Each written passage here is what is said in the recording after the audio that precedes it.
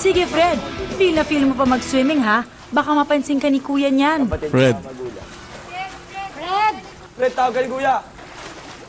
sino ang nagbigay ng permiso sa'yo na maligo? Bawal pala. Bawal din natin sa'yo. Super friendly talaga itong si Wacky. Na-carried away sa pakikipag-usap. Nakalimutang wala siyang suot na lapel.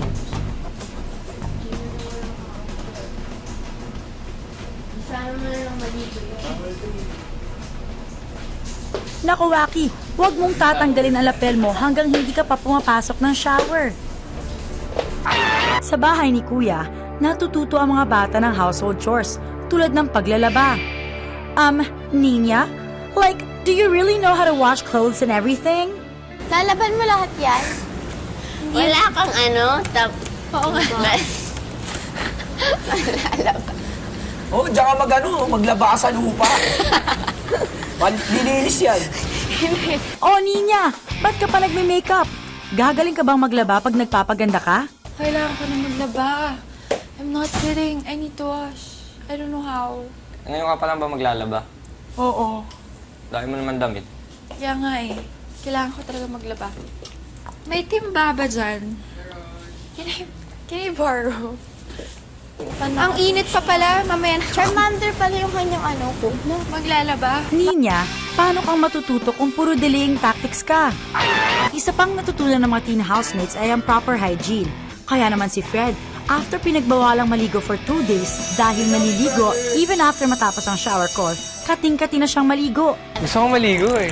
O kaya ka, di ba? Tapos swimming. Ang bawal lang naman maligo. Oo, Dun sa doon. Di maligo ka dito. Parang naligo na ka nun. Yung alikabok Nagdala ako sa sabon. Yung alikabok mo nga nang Pwede nandito ba na. magdala ng magsabon dyan? Diyan ka na maligo, magdala ka ng tabo. Sige, Fred. Feel na feel mo pa mag-swimming, ha? Baka mapansin ka ni kuya niyan. Fred, Fred, tawag ka ni Kuya. sino ang nagbigay ng permiso sa'yo na maligo? Bawal pala. Bawal din natin sa'yo. Oh, man. Nakakaramdam ako ng hindi pagligo ng mga San Linggo, ah. O nga, no? Bawal nga pala maligo. Nga pala. Pagkaisip ko yung doon sa banyo, bawal ki. O nga, Uy, no? di mo pa natisi. Onting oras na lang, eh. Butterfly. Oh, man. Pare, magtuyo ka na. Bilisan mo. Gusto mo magtayo ka na? Punta ka na doon. Pero kala ko talaga yung ligo, as yung bathroom ligo. Punta ka na doon. Ligo pala to. Doon mo na i-explains. Fred, Ko?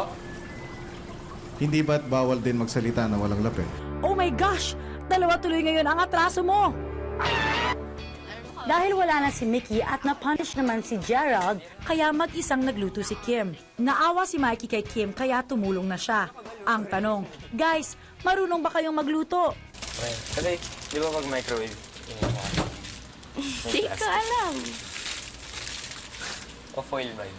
Guys, mukhang kailangan nyo na ng tulong. Pwede magpasok ng plastic sa microwave? Hindi yata. Hindi. Bakit? Paano to i-on? Pindutin mo. Buti na lang nandyan si Claire para i-share ang kanyang culinary expertise.